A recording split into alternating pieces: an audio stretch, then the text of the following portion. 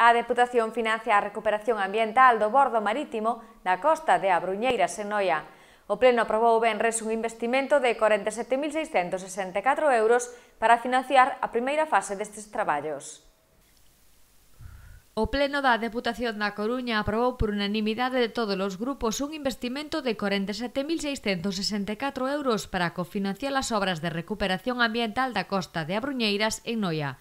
A achega provincial, articulada a través dun convenio de colaboración co municipio noiés, representa o 80% do orzamento total desta primeira fase dos traballos, cuxo importe total ascende a 59.580 euros.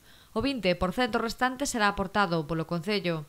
Os traballos teñen por obxecto a recuperación do litoral na zona onde se atopa a antiga fábrica de Motoraco, unha factoría de motores que desenvolveu a súa actividade na primeira metade do século XX e que hoxe se atopa en estado de ruínas, pero conserva certo valor como patrimonio histórico industrial da vila, relacionado co mundo do mar.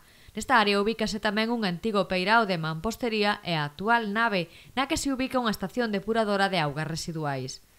Os traballos consistirán na rexeneración, restauración e renaturalización da ribeira do mar mediante a demolición, desmontaxe ou limpeza dos elementos alleos e degradantes do entorno.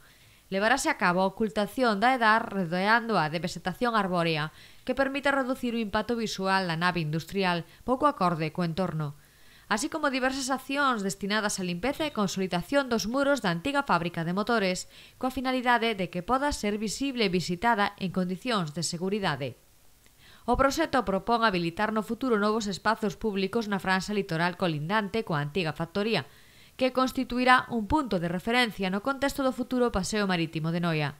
A intervención non só será mínima e imprescindible para garantir a funcionalidade do espazo, cun tratamento asardiñado de céspede e mínima pavimentación despois do correspondente drenaxe para a nivelación do terreo que evite os empozamentos de auga.